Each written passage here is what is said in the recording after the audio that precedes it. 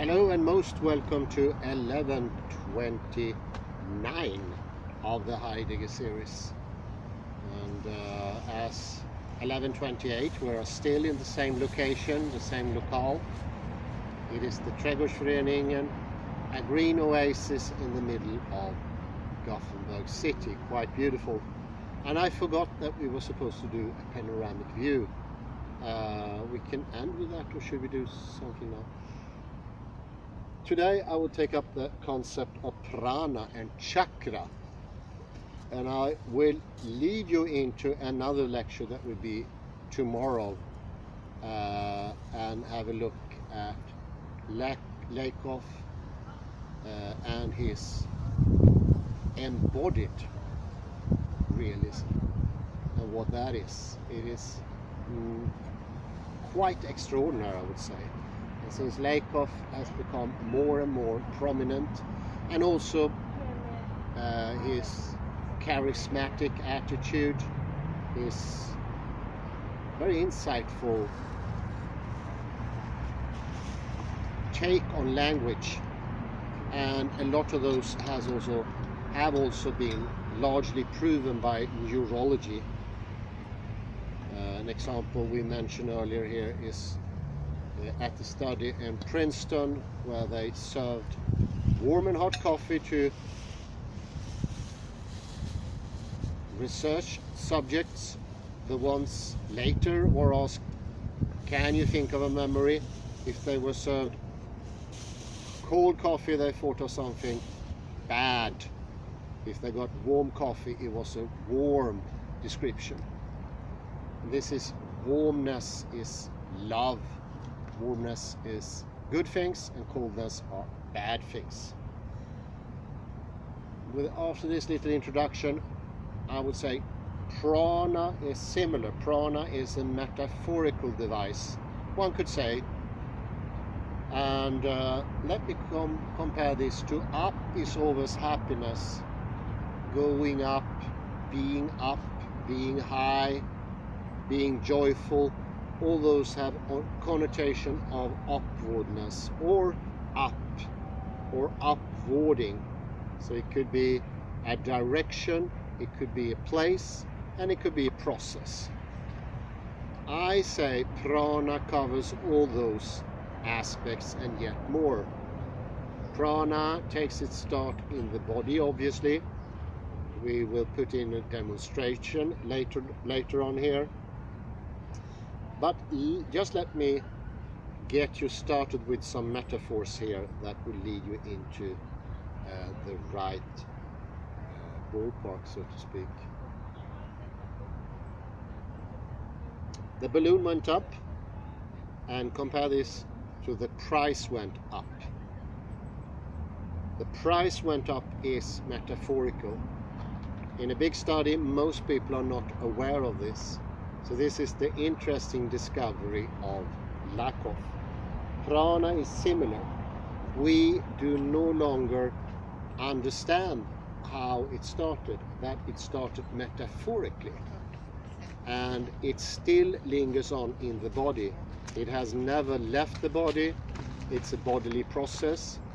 We forget it, and it's one-time derived.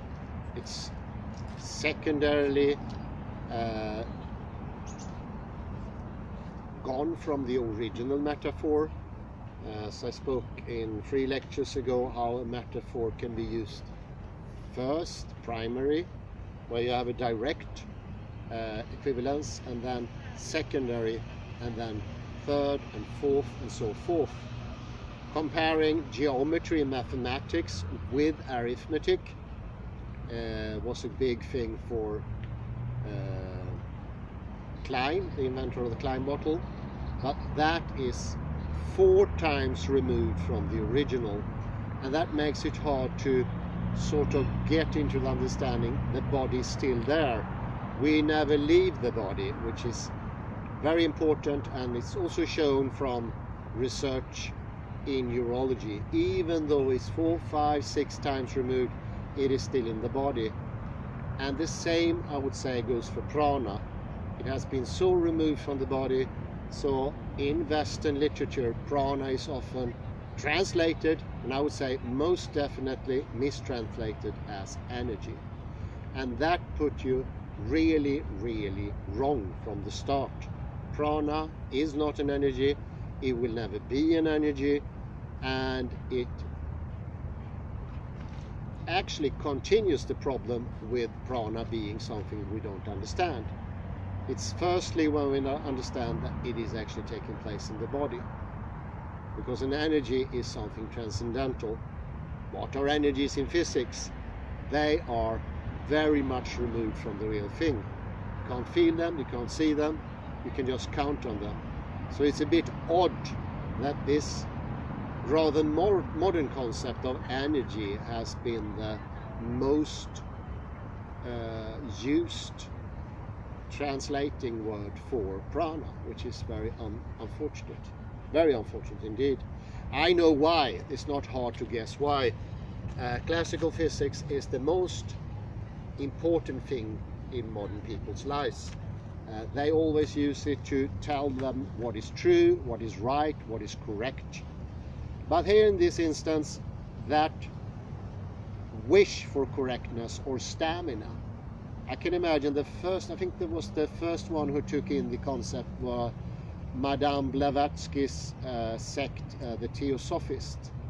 And they, of course, in the late 19th century, what could be more fitting than taking something from thermodynamics like energy, thereby giving prana more credibility. It's not used as energy in India. It doesn't need any credibility in India because it has never left its original spot, whereas it's imported into Western terminology, and therefore we had to make some sort of translation to give it substance or credibility. And that I understand, but it puts us completely wrong. This is my wish today, trying for the first time to correct that. And by doing that, I borrow an article here by Naicker, an Indian, who writes about Vivekananda and his use of language, trying to explain prana, yoga and other things, terminologies within Indian nomenclatura. All of them, I would say, are incredibly hard to translate. They don't lend themselves into translation, and by doing so we put an equivalent sign between the thing that we have from the beginning. This is also metaphorical. Think about that as metaphorical as well. So we use one expression, we take prana, then we use a metaphor that we think will work. We use energy, so that we say that prana is metaphorically energy. We have not, by doing that, succeeded in doing anything. Just the contrary, we removed it even further from its embodied reality.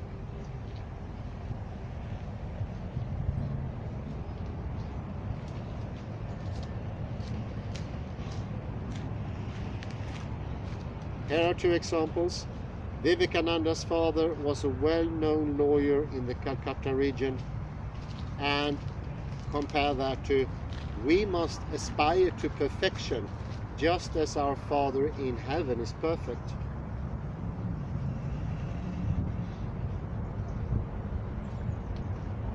If the corpus contained these two sentences, it will simply show 2 hits when Father is searched for. The computer has no way of knowing when the word is used in a metaphorical sense and when not. All concordance program can do this is present the user with a word, the number of times it occurs in the corpus, and with a quick analysis. The context in which the word occurs. As mentioned, this is why an ex post facto manual reading was necessary even after using the concordance program. And this is a well-known problem. This is called framing.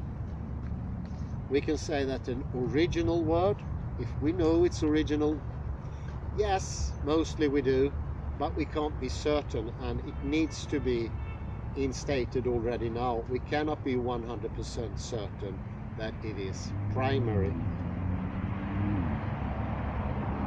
Here we have a different frames here to give you a clue of the whole thing, and of this Indian mother church, India herself, the motherland as she already exists. These then, the Shastras, the Guru and the motherland, are the three notes that mingle themselves to form the music. I thank you in the name of the mother of religions. These sects were all sucked in, absorbed and assimilated into the immense body of Mother Faith. And here we have another metaphor lurking, and that is body. The body means everything, or it means the structure, to put it into reality. And now I dwindle into water. I'm getting closer to the upwardness of prana. That shows that consciousness is only the surface of the mental ocean. My body is one little continuously changing body in an unbroken ocean of matter. Each man is only a conduit for the infinite ocean of knowledge and power that lies behind mankind. With help of this body, you will cross the ocean of life.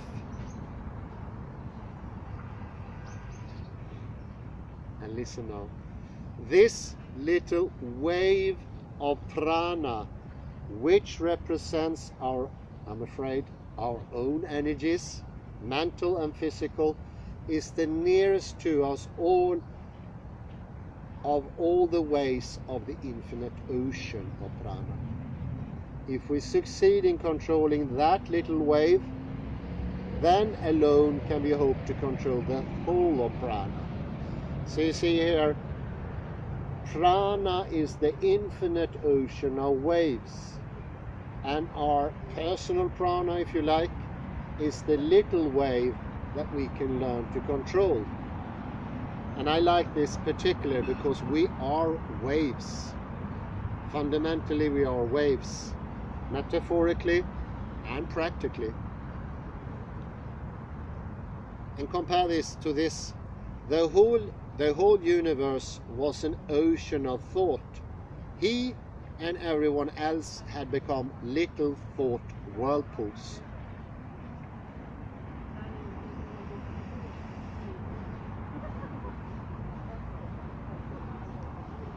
In an ocean there are huge waves like mountains, then smaller waves, and still smaller down to little bubbles. But back of all this is the infinite ocean. The bubble is connected with the infinite ocean at one end, and the huge wave at the other end. So one may be a gigantic man, and another little bottle, and another a little bubble, but each is connected with that infinite ocean of energy, which is the common birthright of every animal that exists. So metaphors shouldn't be explained, or I will do it anyway. See the prana as a huge wave, or a small wave depending upon.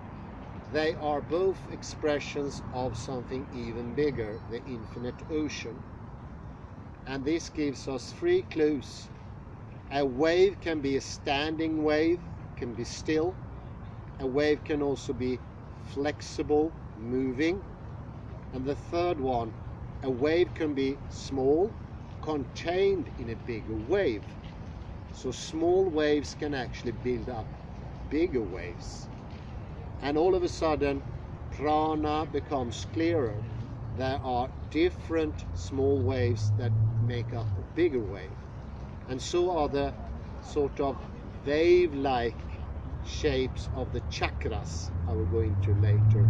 They are all part of a bigger wave, although their singularities, their individualities are not excluded by them being a big wave as well. And I think this is very problematic, but I think the metaphors can be helpful here. Why put in the voice of the friend? In the voice of the friend, singularity does not exclude plurality, and vice versa. Only by taking everything in, you can be individual, you can show singularity. Only by taking everything in, the chakra itself can be strong. But whereas you sort of isolate it, it leaves its strength. And then it won't be helpful to think of each chakra as an energy center. So the metaphor have to, I would say, very strict here, it must be embodied. You must be able to perceive it.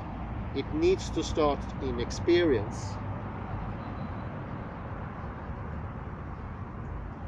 All are parts of the same ocean of prana. They only differ in their rate of vibration. If the mind is clear, there are no waves. We shall see the bottom. The bottom of the lake is our true self. The lake is the chitta and the waves are rittis.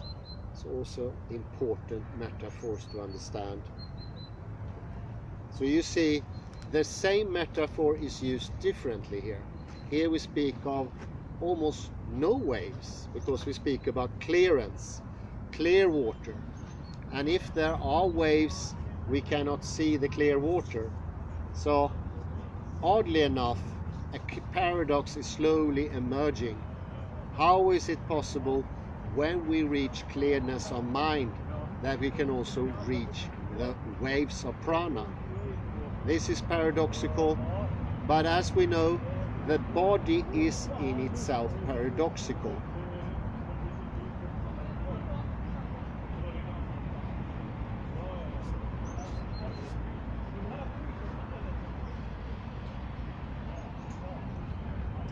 Here's another good thing. There is a flow of prana in the body, and you can think about these flows as rivers. And here's another Vivekananda quote.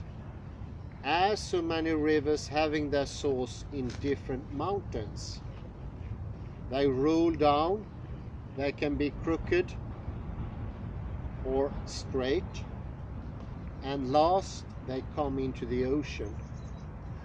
All these various creeds and religions take their starting point from different standpoints, and running through crooked or straight course, at least come on to the great Father of all, thee.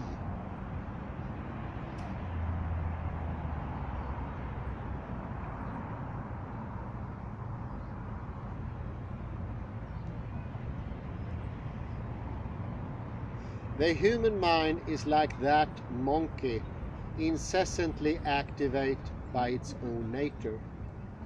As the snake is happy in giving up its old skin. The latest metaphor is pertinent when it comes to the change that chakra and prana brings about. It is all about changing.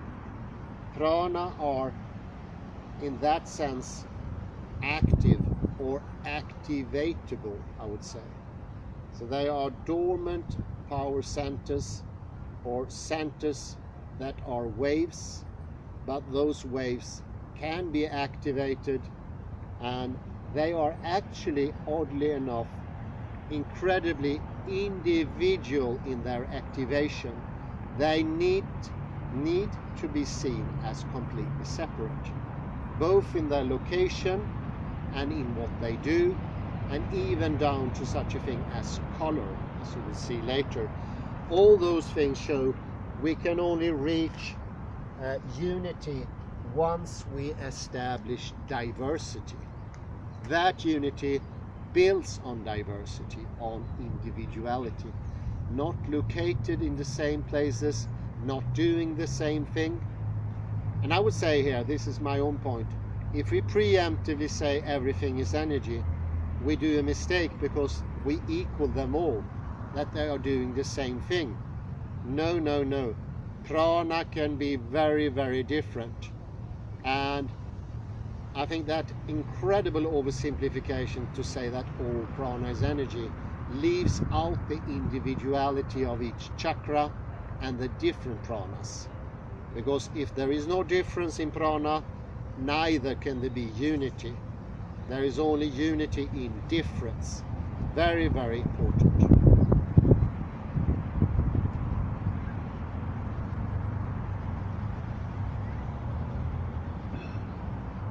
The organs are horses, the mind is the rein, the intellect is the charioteer, the soul is the rider, and the body is the chariot.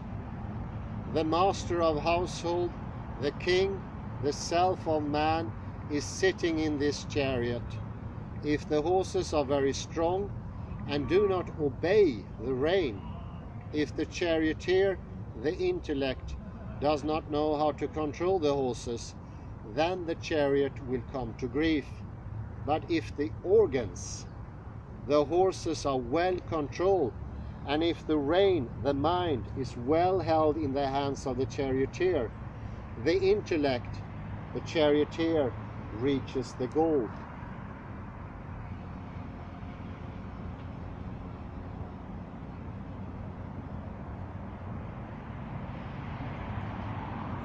And here we use another word, conduit. Conduit. Conduit is a word for relaying things. You can see as a canal or some sort.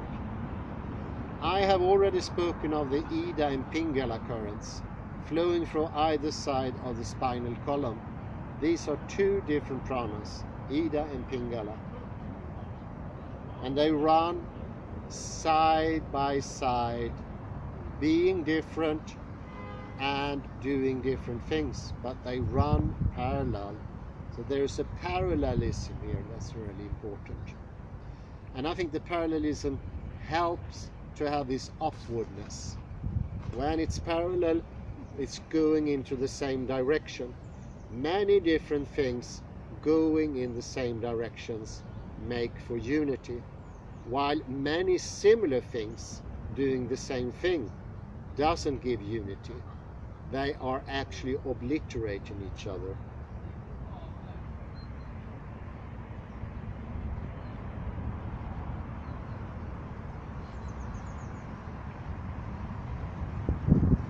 The chitta is always trying to get back to its natural pure state, but the organs draw it out. To restrain it, to check this outward tendency, and to start it on the return journey to the essence of intelligence is the first step in yoga, because only in this way can the chitta get into its proper course.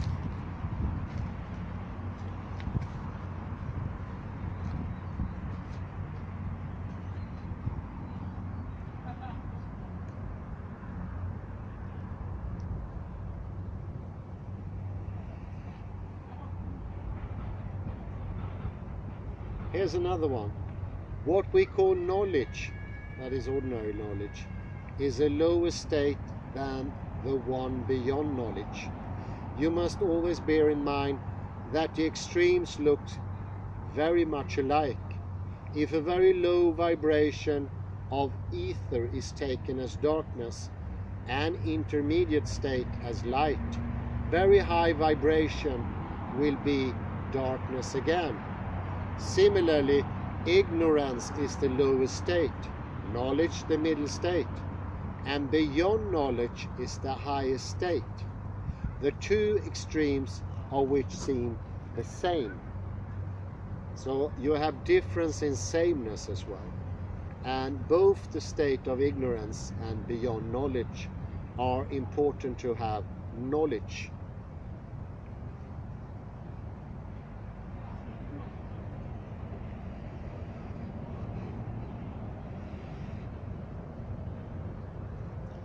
reason as person to be followed. One reason we must have to lay our foundation. We must follow reason as far as it leads. And when reason fails, reason itself will show us the way to the highest plane. There is a connection, prana, reason, knowledge. And reason is somewhat close to what they call intellect. Intellect is a very important factor in the metaphorical world of prana. Reason, mind and soul, three different ones.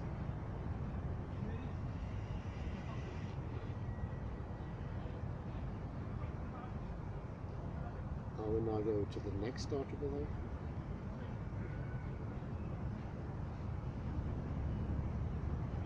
I think I would read a little bit. Could I borrow that book for a sec? Because I saw some things that you can change to your own book. Yeah. You have a book of your own you can use otherwise if you want to be relaxed. I want you to be relaxed, Kalle. I'm relaxed. See here.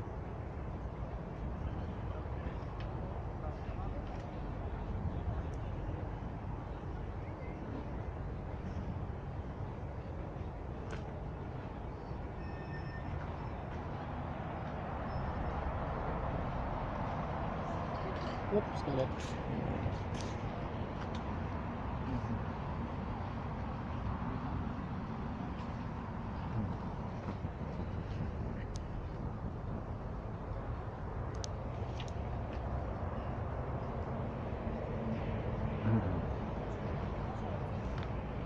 Let's see, I'll start again with the book by Richard A. Lind, The Seat of Consciousness in Ancient Literature. And from the Upanishad, there is references to the body. In Svetasvatara, Upanishad described this same self in two parallel statements as follows. The person, or Purusha, not larger than the thumb, dwelling within, always dwelling in the heart of man, is perceived by the heart, the thought, the mind. They who know it become immortal. That God, the maker of all things, the great self, always dwelling in the heart of man, is perceived by the heart, the soul, the mind. They who know it become immortal. Thus the heart was the dwelling place of the person, Purusha, and or the God, self, Atman, Brahman. Atman is one of those three things on the tripod. Atman is one, intellect is another one, and the self is the third one.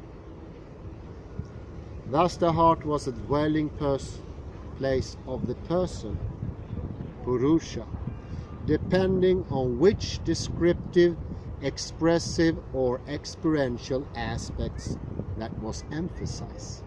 And now we come to something very interesting and extremely important. There are different aspects. This is a little bit like the Naicker cube. It is not one. It is not monosemic.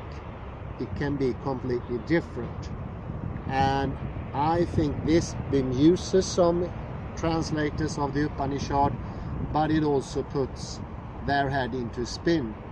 They always want to single out one thing. And I would say already by the translation process, since Western languages lend themselves easier to monosemism, we have that inbuilt in us. So just by terming it, even if you find the most accurate, the most precise term you can ever find, you already instate some kind of monosemism. It is in our culture. It is already in our thinking. The Sanskrit word Purusha, however, had a range of meanings that may have included in the context of the above quote its definition as the immortal self. Here we have another statement from the Upanishad, and they are typical description of these religious experiences or bodily experiences. Whosoever knows that the person whose dwelling is seed, whose sight is the heart, whose mind is light, the principle of every self, he indeed is a teacher. Ganaka Vaidya said, this is a quote, "Who is the self?" Yagnavalkya replied, "He who is within the heart, surrounded by the pranas. The person of light, consisting of knowledge, he remains the same, wanders along two worlds, as if thinking, as if moving. That person under form of mind, manas, being light indeed, is within the heart, small like a grain of rice or barley. He is the ruler of all, the Lord of all. He rules all these whatsoever exist." This is very important because here prana is or are the senses. You can use the term is and are. So now we get even more befounded. We already said it's a wave that are incredibly different, as different that can be, and by this difference they can make up a larger wave that is unity. And we also said prana can be intellect, I would say reason, as we mentioned before, reason situated here, but it is also the self, the Atma, and the soul.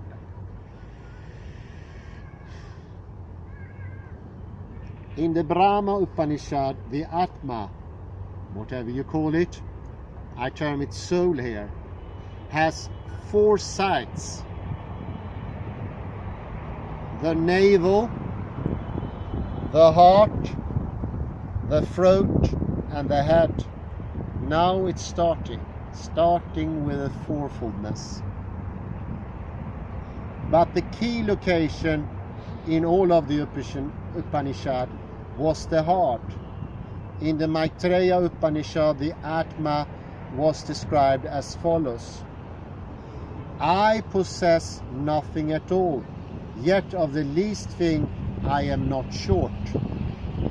I am free from the knot of the heart. I live in the lotus of the heart."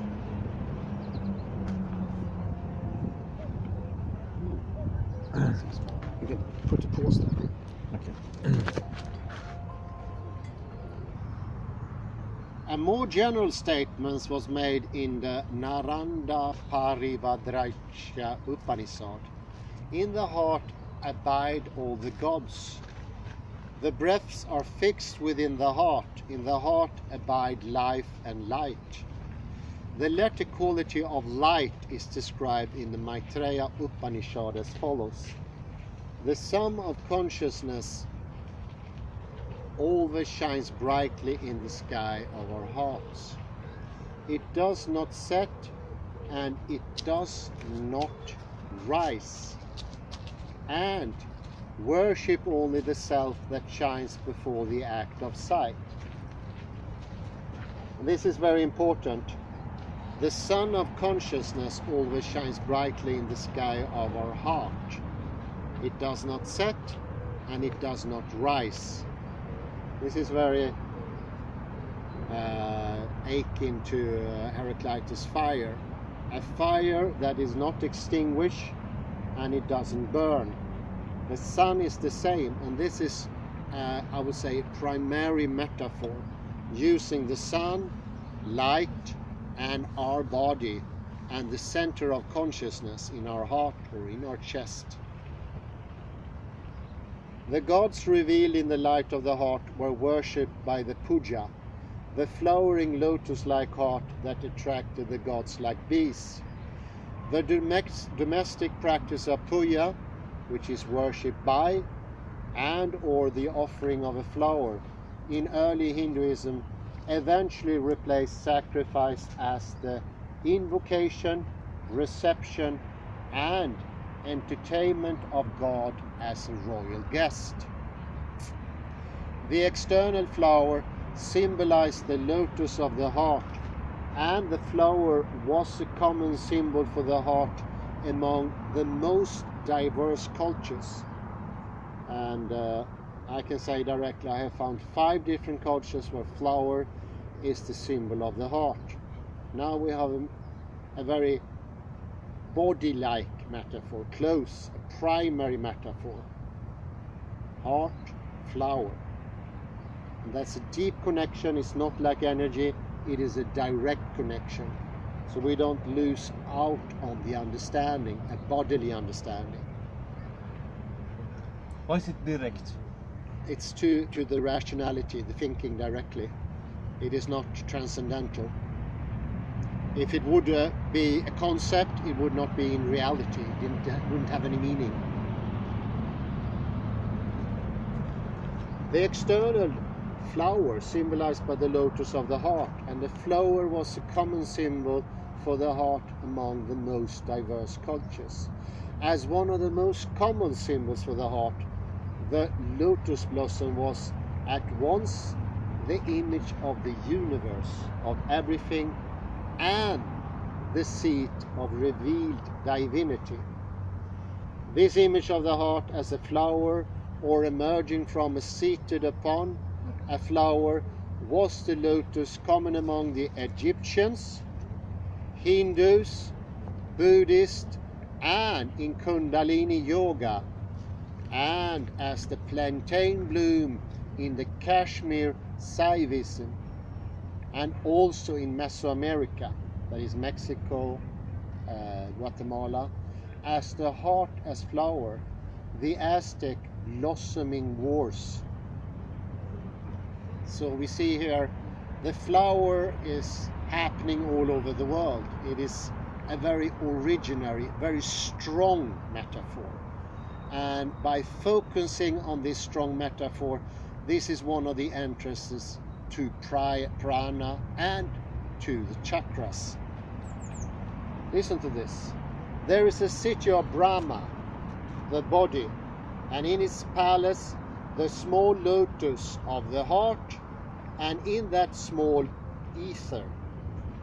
Now what exists in that small ether, that is to be sought for is to be understood. That ether in the heart as Brahman is omnipresent and unchanging. Prana, and now we come to a 5th metaphor for prana, breath. Pneuma in Greek. Breath is Brahman, insofar as it is united with the ether in the heart. So large is that ether within the heart. Both heaven and earth are contained within it. Both fire and air, both sun and moon, both lightning and whatever is not. The stars and all the different signs of the sky. It is the self, free from sin, free from old age, free from death and grief, from hunger and thirst, which desires nothing but what it ought to desire, imagines nothing but what it ought to imagine. Those who belong to us, whether living or departed, and whatever else there is, which we wish for and do not obtain, all that we find there, if we design into our heart, where Brahman dwells, in the ether of the heart.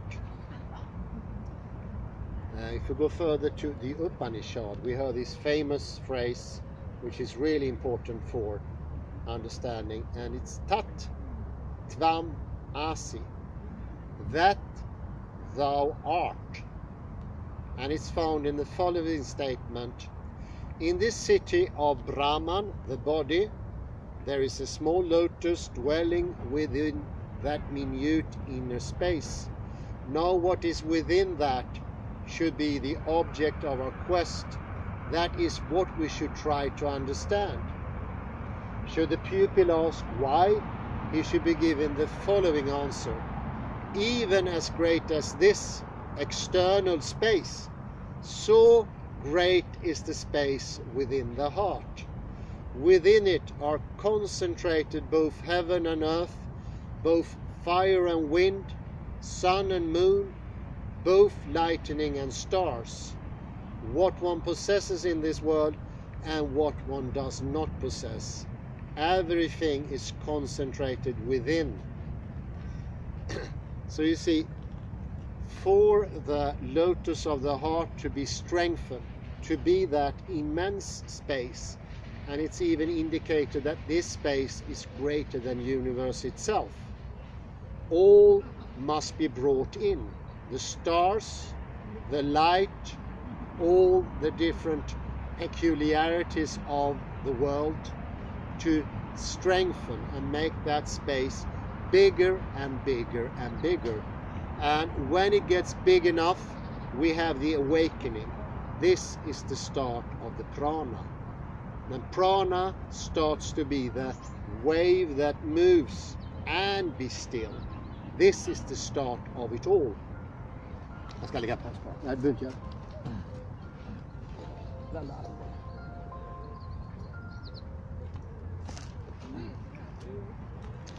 So one sees here how important it is to bring all things into the heart to make that space bigger and bigger and bigger. And once it gets sufficiently big, so to speak, reach a certain level, the awakening starts. And the awakening is close to the sunrise, the sun coming upon us. I can imagine the sun is coming in a couple of minutes here as well. This is very close to the metaphor. It is an awakening, and the sun is coming from within. So bring out the outward sun, bring it to the heart where the understanding sits. As I mentioned before, this is the place for knowledge.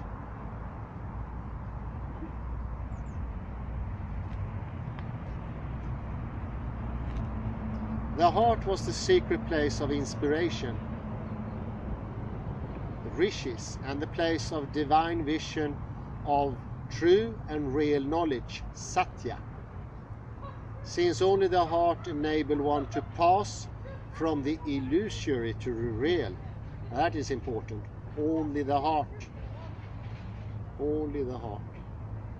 In the Upanishad, the heart was the place where everything that existed took shape. Faith, knowledge, truth, speech, and life. God was the Saksin, the eternal witness in the heart. But in order for this witness to appear and approve of what was observed, the heart first must be cleansed by renunciation until it was comparable to a polished mirror in which God was reflected. So by taking in everything and taking away sin, and I would say taking away guilt. Guilt is a blemish on the mirror. It's a stain on the mirror, actually, you could say also, or a stain that hinders understanding and seeing. All those things goes through the heart and come from the heart. So it also both are into the heart and comes out of the heart.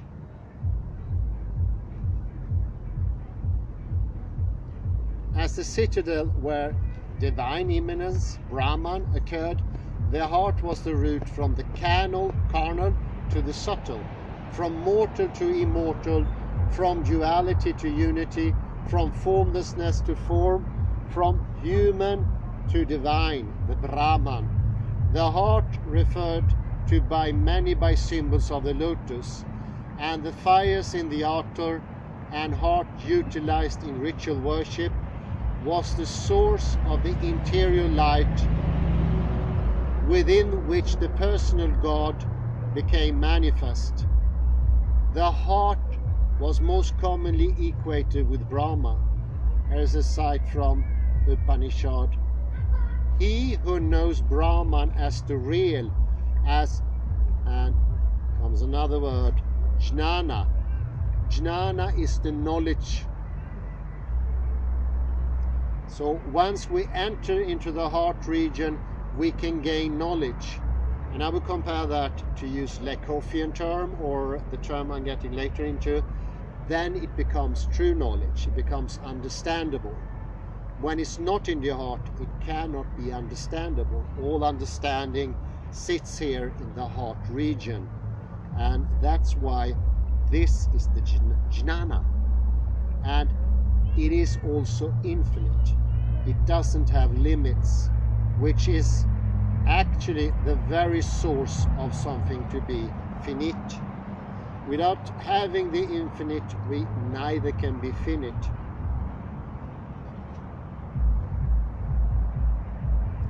He who is within the sun is the golden person, who looks upon this earth from the golden place.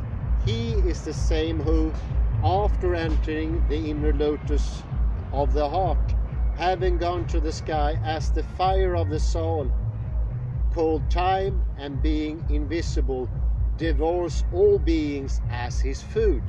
We take in all of externality, put it into our endogenous heart, and thereby make both outside and inside real at the same time. I still need some coffee. Yes. Oddly enough, the sun is coming in now, and the light, and it warms me. I think you better can see now how the metaphor works. That warmth is being amplified in the heart.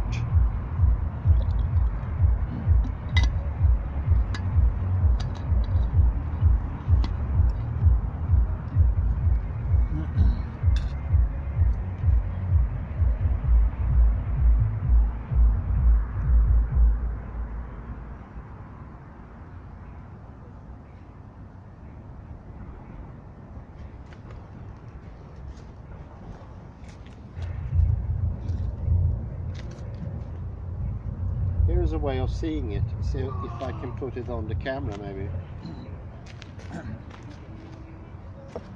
So.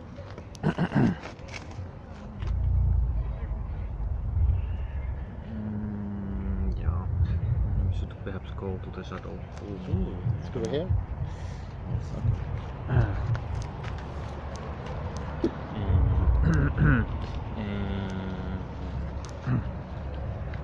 Let's see. I think it's almost impossible because you see also my image blending. Can you use the poster that you printed? No, you. No, this is. There we go. Yes, now you see it's a violet in the background. Yeah, here is all the outer, all what is universe, and it's light, as you can see. It's the sun, and it's also the stars. And they go into the heart. You see here how it goes into the heart?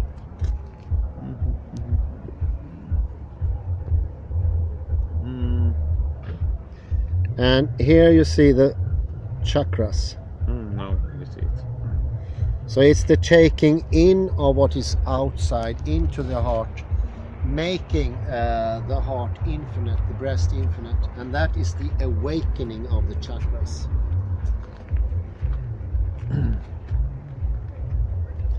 This is an article that shows how you can awaken them through yoga practice. Yoga practice is what we're doing here. Yoga practice is the practice of knowledge. It could be hatha yoga, it can be the puya yoga, which is worship yoga. So you have different ways of doing the yogic thing. But I think metaphor is very important, because since we don't give much meaning to our words, and as in the example of energy, that is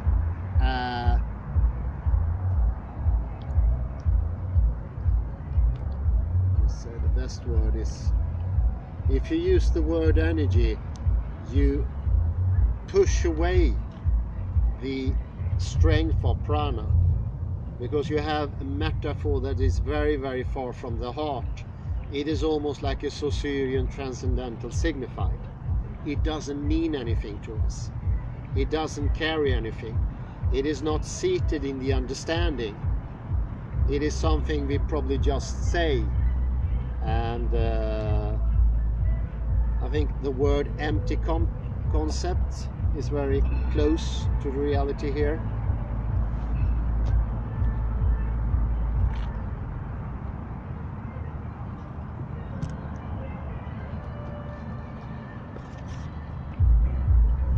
So the picture we showed before, it's called the subtle body and its energy centers. And it's very, very old. It's older than the written story of yoga practice. I think you should use this book here. This here.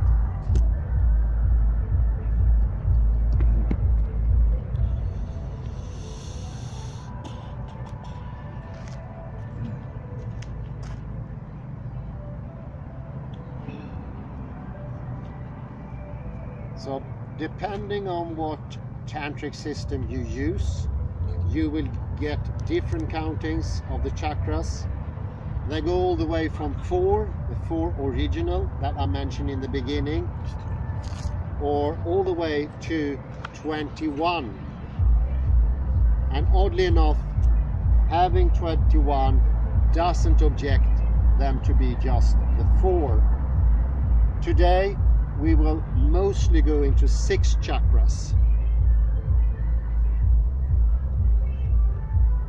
And here is a very interesting thing that Schrödinger already was into, and it was comparing the chakra system to quantum mechanics and their idea of the quantum field.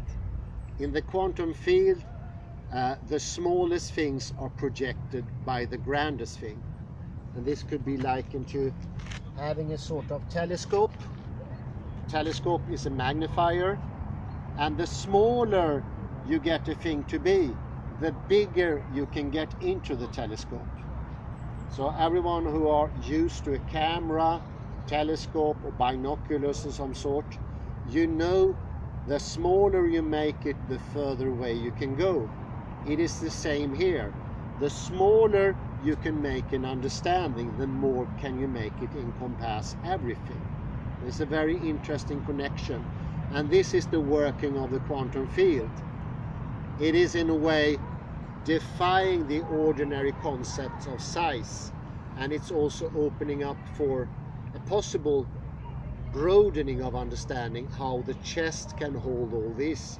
I think it could be very hard to take the step into that world otherwise, because we are sort of stuck with this idea of different sizes. If you have a sort of lockedness into that the smallest cannot bring the biggest in, you do not enter the idea of the quantum field. The quantum field is built on the very principle of the smallest taking in the largest. As you can hear, this is not classical physics.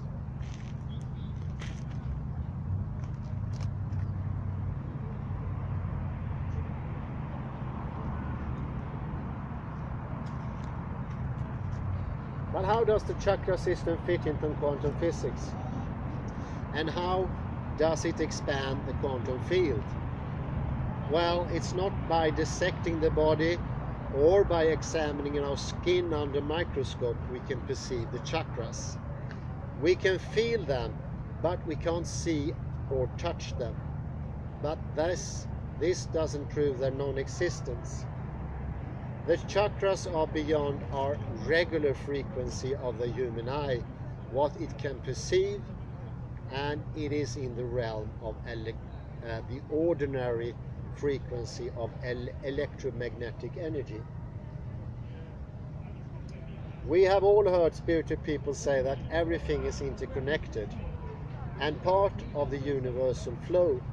Today we know that Taurus energy fields are energy patterns of different sizes found in many things from atoms, cells, seeds, trees, animals to planets, suns and galaxies. Now we're entering into the quantum field. This also applies for human beings. For example, an apple has a torus shape. The important thing to understand about the torus is that it represents a process, not a particular form. A torus consists of a central axis with a vortex at both ends and surrounding a coherent field. Energy flows in one vortex through the central axis, out in the other vortex, and then wraps around itself to return to the first incoming vortex.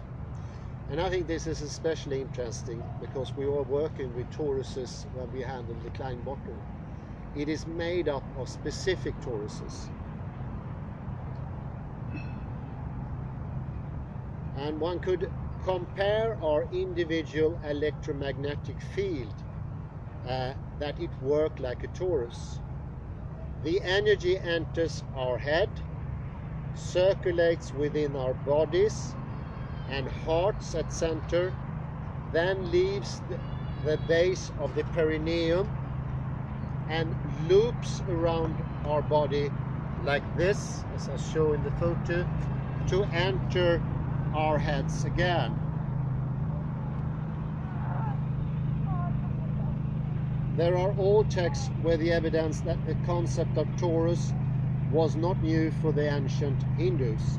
According to Shyam Sundar Goswami, the Sushama Nadi in the center channel where energy circulates, Ida and Pingala, if you remember, No. are the nadis, channels extended beyond and around the vertebral column and around our physical body, directing energy from the mind to the body and vice versa.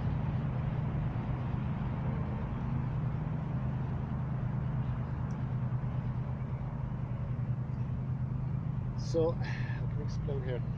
Within our body, each chakra is one torus. The chakras are connectors between matter and the quantum field that allows the wireless energy from the energy field to be propagated physically through the wires or the nerves. Those are the channels in the body. This manifests as electrical impulses function on our psychophysical system.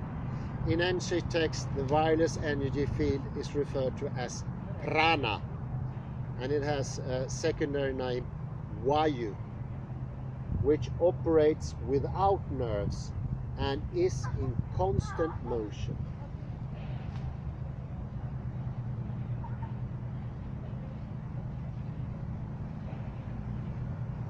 And here we come into the very odd things. The energy field of the quantum field, or the quantum field, this is what creates our universe. It uses the telescope as a projector or a magnifier to have the world. And this might be the most interesting way to show what I read earlier in the book Richard de Lind, when it said in the Upanishad, take in the universe, take in the stars, take in the light, take in the fire, you can also add, take in everything of the world. This is how the quantum field works. Our reality is the zooming from our own body, from this quantum field, to make the whole universe. And it comes in all scales, depending on our magnification. And the prana system is a great part of that. Speaking of zooming, we have spoken much about Heidegger's forehand and sohand. And to repeat, forehand is that when you look at something from distance, and sohand is something that you look at directly interacting with you. So one example was the broken eyeglasses. Normally you don't see the eyeglasses, therefore they are like, what would you call them? They are very far away from you forehand, you don't observe them. But when they break, they become Suhanda very close to you. And we both agreed that for Heidegger the ideal situation would be Suhanda, that is to see things close to you. But I wonder if we arrived at the right conclusion. Perhaps the right conclusion would be both Suhanda and Forehanda at the same time.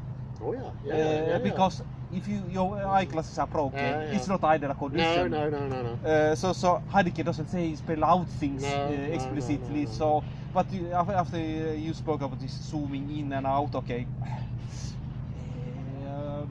Perhaps it's a little bit like Suhanda, Forehanda. Ideally, you should have both at the same time.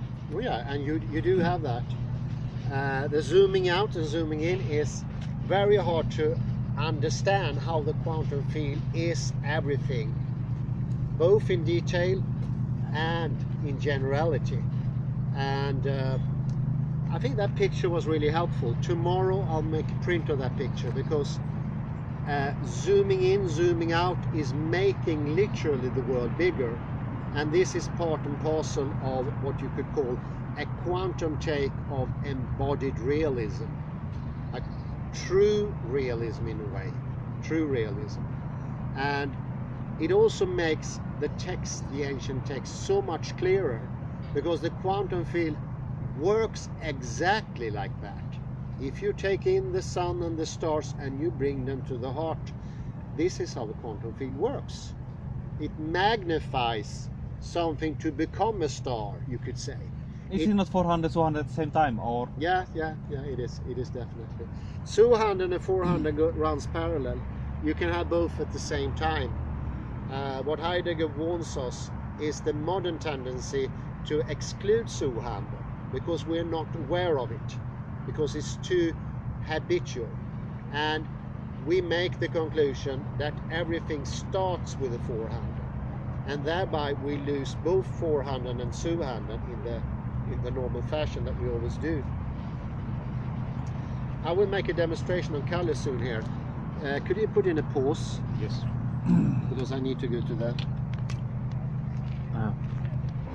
So we will now venture into put the chakras into their positions. And chakras is very important to understand that there is a flow. The chest region is the seat of consciousness. This is where the mind space is, and this is also here where we're opening up the chakras for the first time to get the feel of the flow of prana, you can call it. Flow prana is both standstill and flowing, and the most important for this specific lecture is the one you find in the heart chakra, and that's usually depicted with green, and I don't know how this is going to show in the camera. Here we have the heart chakra. This is the seat of the consciousness. This is where it all started. To get down into that, you will reach the three attributes: the intellect, the self, and the soul. Ahamkara and Chitta might, I think if you can recollect from many lectures before, and body, which is the intellect, they are seated here. And by not blocking them out anymore, the blocking out process is something that Richard E. Lynn says started only in Western culture, and somewhere 400 to 500 years before Christ, before the event of our culture. And then we lost. So one could say that the traditions of West were going in that direction too, but it was stopped, and thereby we stopped the search for understanding, or as Plato said, we can never ever learn anything because everything is already made. And the access to the ideas or the world or the realm of ideas in the cave is so clearly shown, something that is only accessible after death, possibly, if not even then.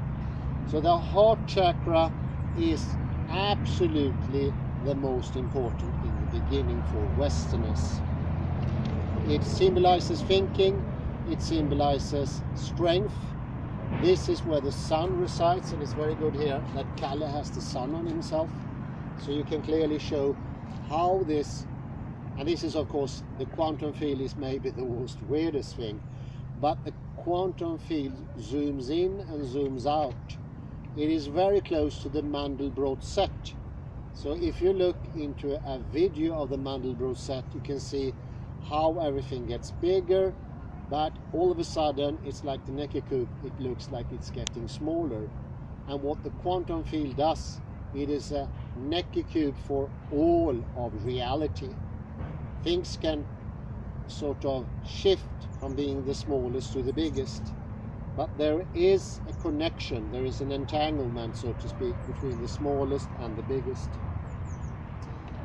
The next chakra is the solar plexus chakra, and I will give this a yellow sign here, and it's right here, little below where we have the rib cage, and then you go little below it, there is a weak spot, and if you're a good boxer you should box right there.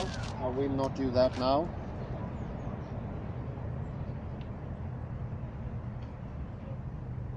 Then we have the hara. So we spoke a lot about all cultures having this idea that the hara can be the seat of balance, the seat of strength, and this is the belly, and it's situated most usually a little below the navel, a bit like this. I give that black sign. Then we have the throat chakra. Luckily I have blue. The throat chakra is where speech develops, and speech is vibration only. In the understanding of the body, the vibration is very important. In the beginning it was the word, logos. This is our embodiment, and without access to the throat chakra, which is on the reverse side, is the neck. Remember that stiff neck means all of this space, all of the throat. We have two different words in English, neck and throat. No, in Swedish we have nacke and hals. Remember, the throat chakra is both, and this is where we block everything out. This is the blocked out chakra, but we should start with the chest chakra. And then we have the ajna, and now we're coming into things that are a little beyond us. It is in between the eyes, a little bit above. I'm going to point it here, and this is really where it is, the ajna, the third eye. Oddly enough, we were talking about the third eye yesterday. It seems to be a connector between the seams. This could actually be quite helpful to the seam. We have two. We have a seam here, if you're allowed. There's the seam between ventral and dorsal.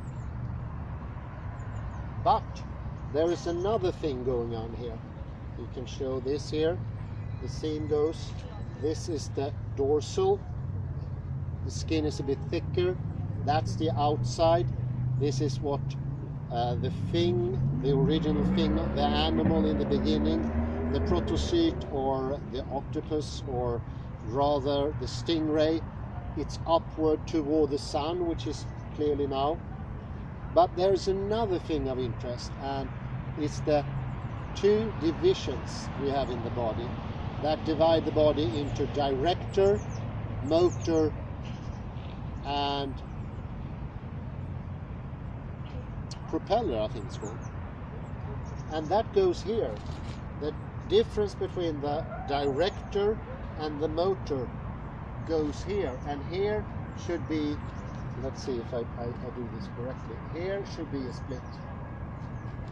This is not a split, this is more of a division, and it actually goes into the middle finger. We have 5 fingers and it goes into that. And here, right on the tip of the middle finger, it's the connection between the seam and and this split. And here, to open that up, this is a way of getting closer to the chakra. You should imagine that there is a plus there, a plus or a cross. By imagining a cross, you make it accessible. So the cross can make it accessible. Whereas an X, this one, it means stop. That stops it, and this is what we usually have. We usually have stops here. So the director, the motor, and the propeller. I forgot the last phrase. This is a bodily way of imagining to open up to the chakras. And I think this needs to be approached two ways. One way is to understanding how we left the consciousness, how we left what is called in Indian neologism or old neologism, the jnana, the knowledge, the consciousness and the conscience, the understanding, and also the feeling and the rationality. It is all situated in the chest. By tensing here in the neck region, we make it disappear. But it cannot disappear for good. We cannot lose our soul, our spiritual, because it's like I had in this description, what the grain of salt is still in the sea, it's still discernible, and it still can be put together to make a unity. So to make the unity, we must, so to speak, take in all of diversity. And this is the interesting thing, that seeing the system like a quantum field. The quantum field is a magnifier, it's like a telescope, but it literally makes things bigger and smaller. So it's not a lens in that proper sense, but I think the metaphor as a lens is helpful in the beginning, because this concept, I can tell you, it's so alien to our normal thinking. But I see now how it can be extremely helpful to make the move, the jump, from having an idea that consciousness somewhere in the head, or transcendental, as I think Descartes thought, is actually situated in our bodies.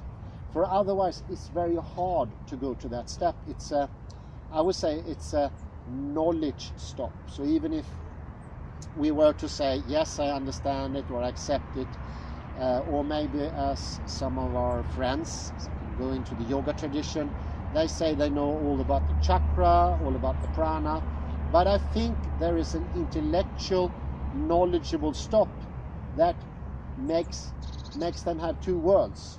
In one world, ordinary classical physical world, these things are not possible. They don't exist, and they keep having their intellect up here in the head only, in the reflective consciousness.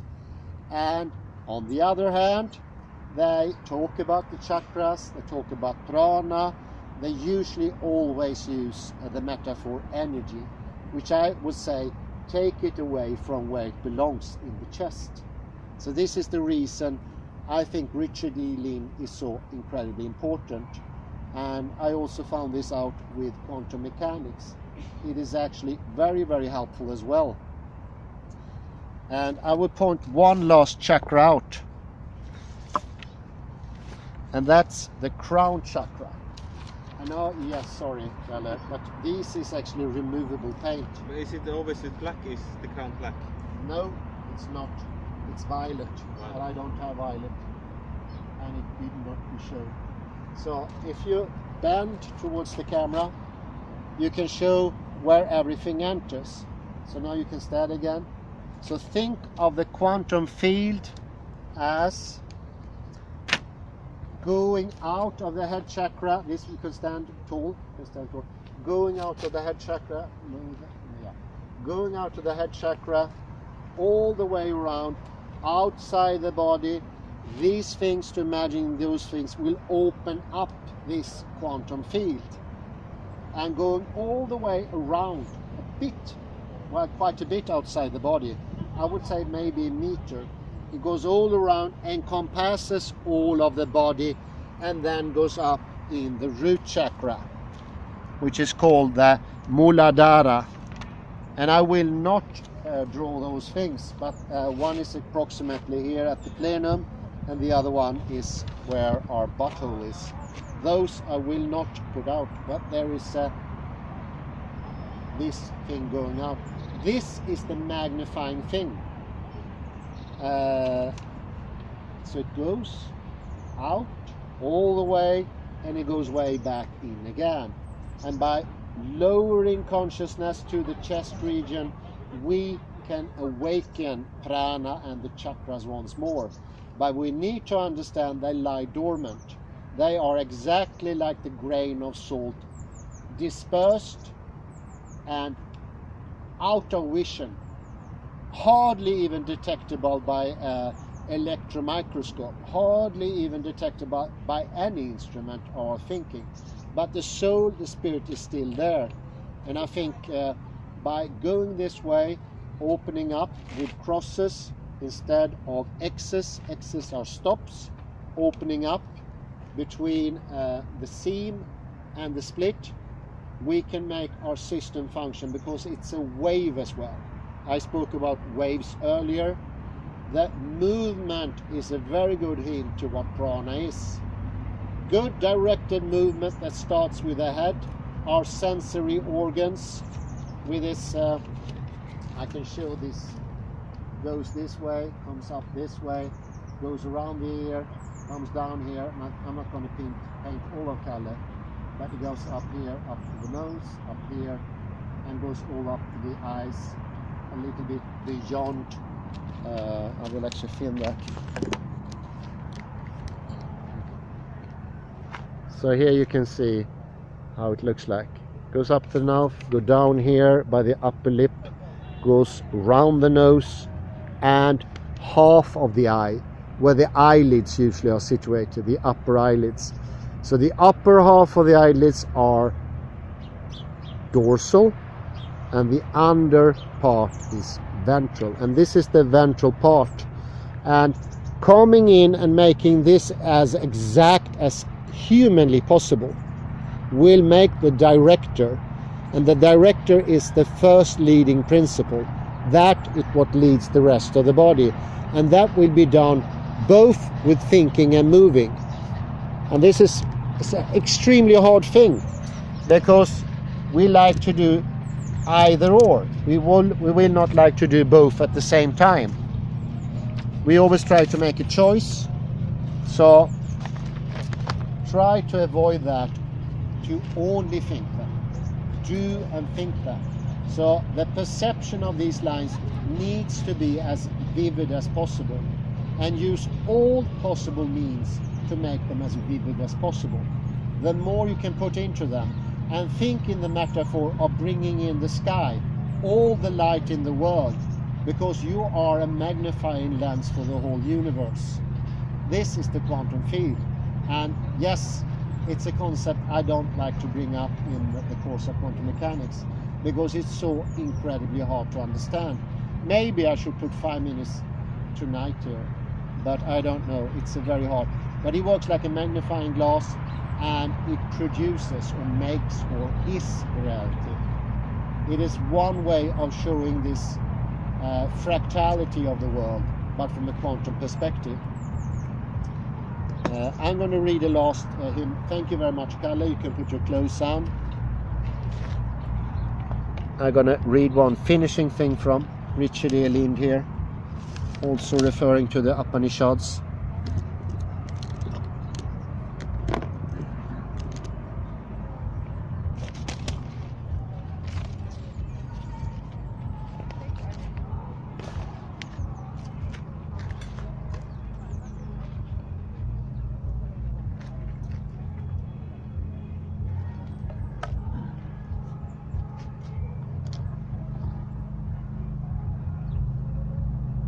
I'm really glad that we ventured into this with the Taurus.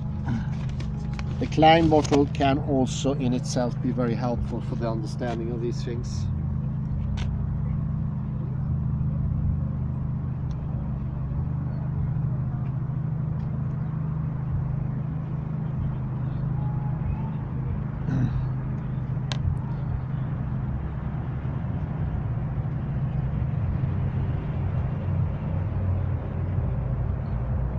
Can I say something? Yeah, sure. Okay, so about our heart being green. Of course, we usually think it as being red in Western tradition, but thinking it as a green helps actually to put things in place. Oh yeah. Yeah. I have studied this phrase by Heraclitus. Nature likes to hide. That is, physis stands for nature. Yes. And yes. then last week I read some scholars who said that physis does not refer to the human being. Instead, it refers to the outer nature, so to say. Yeah. But Heidegger doesn't agree. He says that physis in this fragment by Heraclitus is the being, that is the human being. And he compares with, for instance, if you put a seed in the ground, then it will sprout. So that is his image, and then, but he doesn't. Okay, it doesn't necessarily strengthen his position. No. But now, thanks to your demonstration that the heart is green, so to say, the Indian heart is green. Well, it helps to put things in place because physis, nature, is green. So the very root of our being is green. So this strengthens Heidegger's position that physis is human being. Most definitely. But listen to this. This is one of my nicest surprises today, except for the quantum field. I have to return to the quantum field already tomorrow, I think.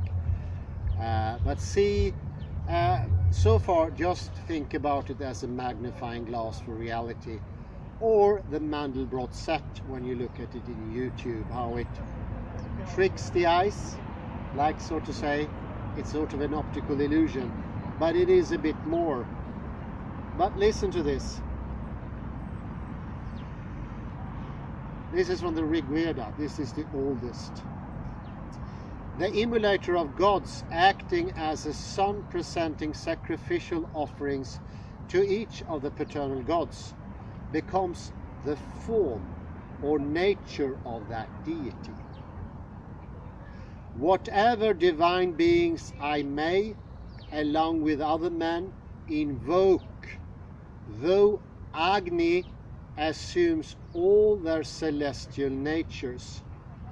Therefore Agni was not only the communicant of the sacrifice from the earth, which is the eternal fire, to heaven, which is the internal fire.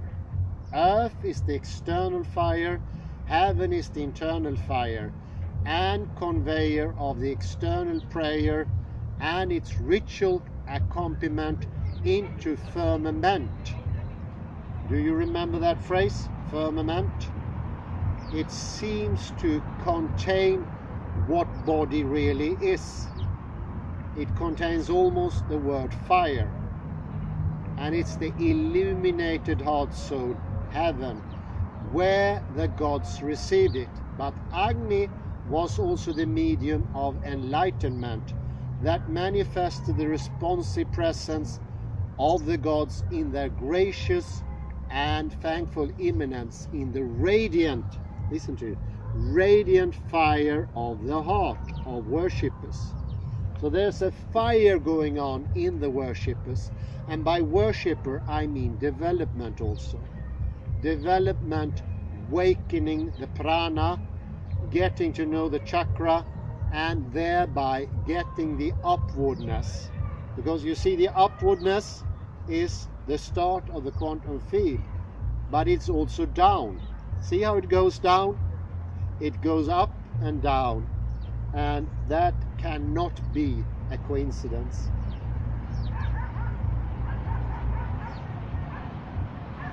It was the medium that manifested the responsive presence of the gods in their gracious and thankful immanence in the radiant fire of the heart of the worshipper.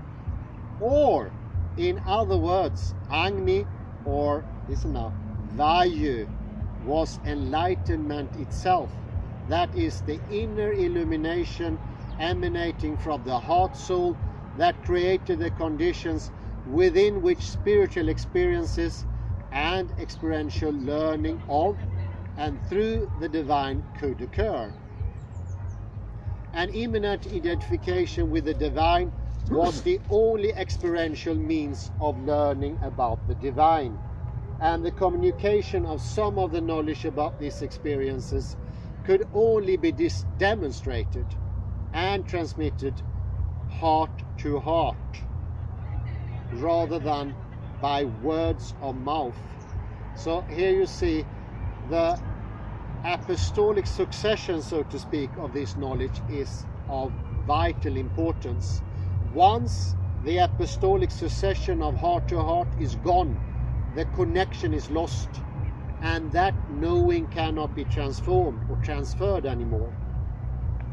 It was the Agni or Vayu who was in the heart of the worshipper, not the Agni represented by external fire on the altar that was possessed by the gods being worshipped. No, to conduct gods hither meant that through Agni the gods, the ancestors, became manifest in the celestial heart soul of the worshipper. This is how to go about it. There is no duality between Agni, the fire or the prana, and the individual worshipper.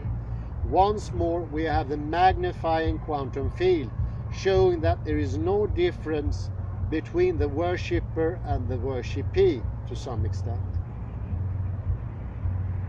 The heart soul became an inner world, illuminated by the radiance of its own half fire, Vayu or sun, in which the ancestors could reside, and which the gods became manifest, received sustenance, and obtained a facility for remaining awakened that over time maintained their immortality. And when I read this about fire, is exactly as how Heraclitus put it. Is also exactly the way the Egyptians put it and the Mesoamericans. The fire is a primary metaphor. Might be the most primary of everyone, but it's helpful to see fire also as light that goes into the chest and expands it, make it the whole of universe, because the chest is metaphorically primary also as the quantum field, magnifying the whole of universe or making the whole of universe. You heal it by taking down the stars, so to speak. You heal it by taking down the sun.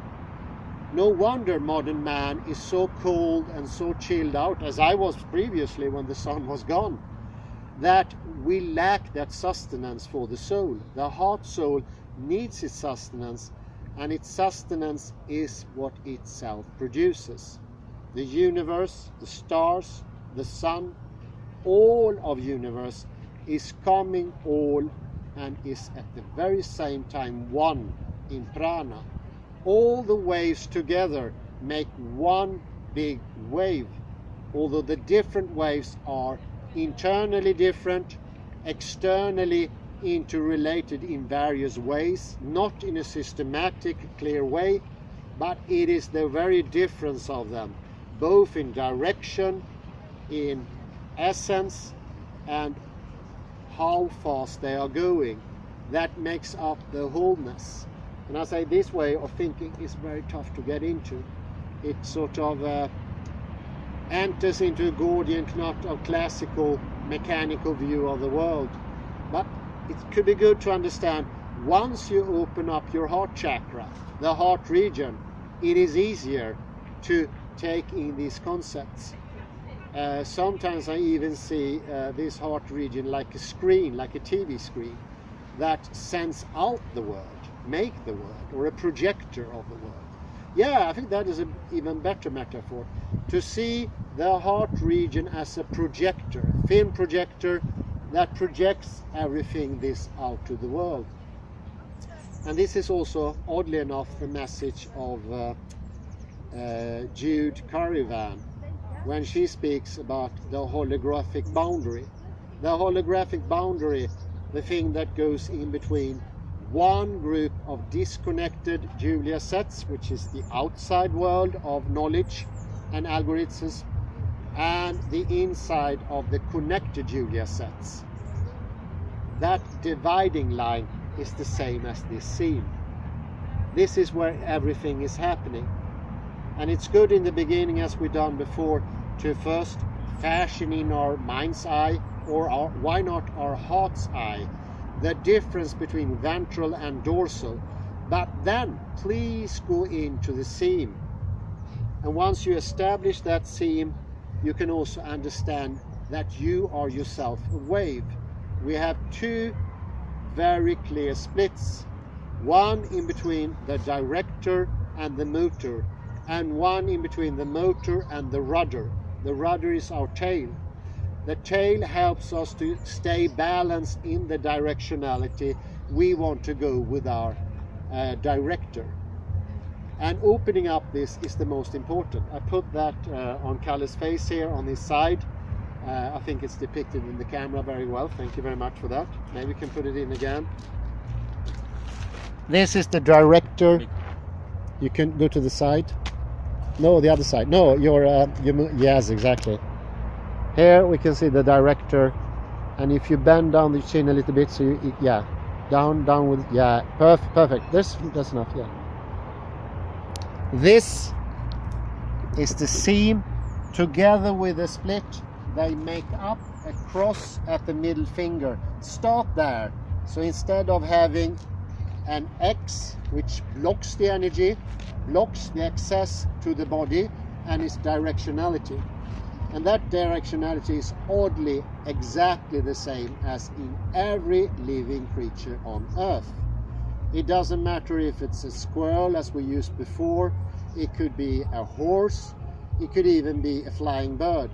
But it's easiest, I think, to see in the stingray, because that clearly is they're using the seam, using what is almost outside of their body. And speaking of outsidedness, where is the quantum field situated?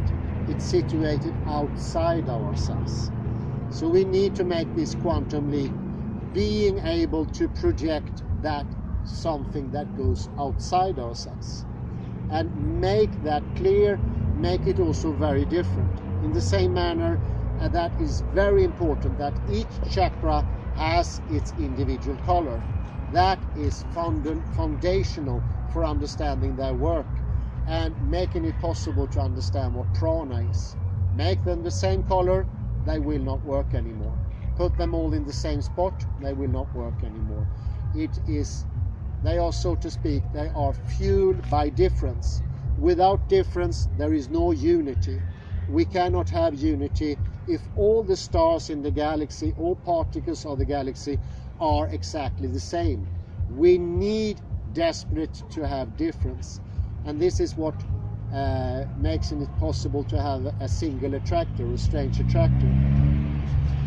Both the Julia sets, both the disconnected ones and the connected ones, are all centered on a fractal attractor.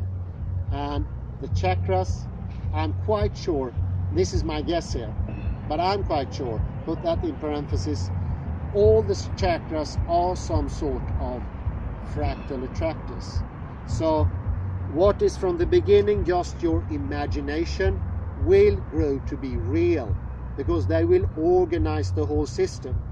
Everything is organized around the fractal attractors.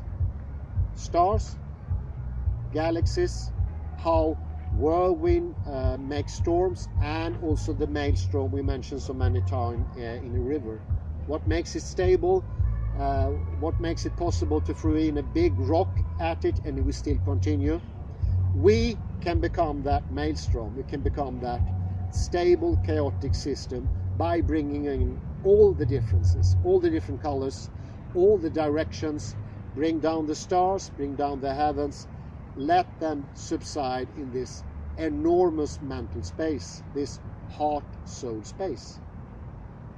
So out and practice. Thank you very much, Kalle, for the demonstration. And now we can have this panoramic view of the surroundings. Move it very slowly. It's easier. Slowly, slowly, slowly.